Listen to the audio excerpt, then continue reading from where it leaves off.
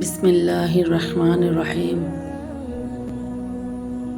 আসসালামু আলাইকুম রহমতুল্লাহ। প্রিয় দর্শক, আশা রাখি সকলে ভালো আছেন। দর্শক, খারাপ চিন্তা ভাবনা মাথায় আসলে আপনার করণীয় কি, সেই বিষয় নিয়ে আজকে আলোচনা করবে ইনশাআল্লাহ। অনেকে এই বিষয়টা নিয়ে আলোচনা আসতে লজ্জা পান, কারোর সাথে শেয়ার করতে পারেন না। কিন্তু আসল সত্যিটা হলো, অশ্লীল চিন্তা মাথায় আসা মানেই সে নিজে গুনাহগার। বিষয়টি তেমন নয়, বরং গুনাহ তখনই হয় যখন আপনি সেটাকে মনের মধ্যে লালন করেছেন এবং তা বাস্তবায়নে অস্থির হয়ে উঠছেন।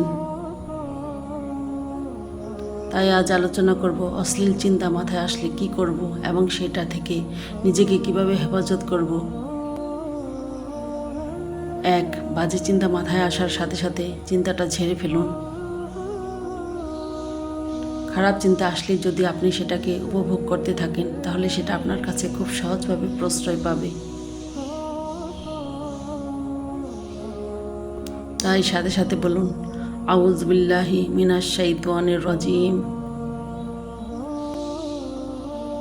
এবং মনকে অন্যদিকে ঘুরিয়ে নেওয়ার চেষ্টা করুন। 2. দৃষ্টিকে নিয়ন্ত্রণ করুন। অশ্লীল চিন্তা শুরু হয় চোখের চাহনি থেকে।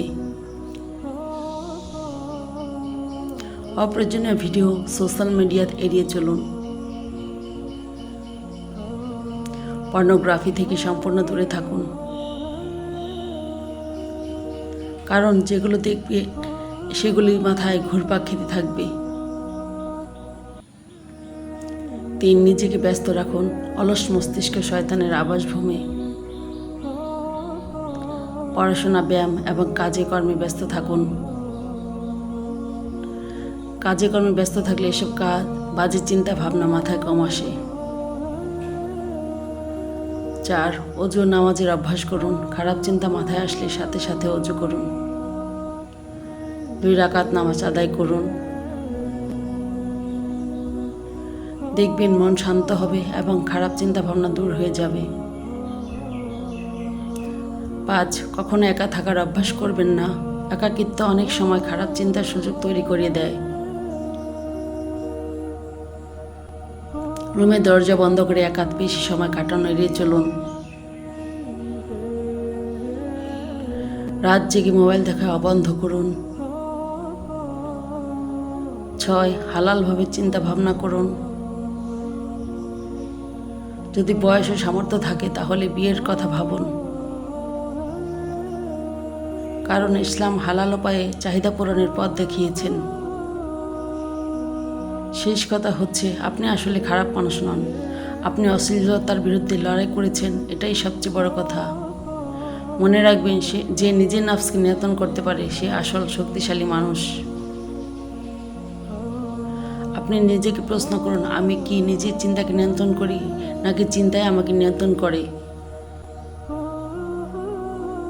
অতএব আর কথা নয়, আল্লাহ তাআলা যেন আমাদের সবাইকে খারাপ কিছু থেকে হেফাজত করেন এবং আমাদের সবাইকে যেন সঠিক বুঝ দান করেন। আমিন। আজকের মতো এখানে শেষ করছি। আল্লাহ হাফেজ। আসসালামু আলাইকুম ওয়া রাহমাতুল্লাহ। ভুল হলে ক্ষমা করে দিবেন।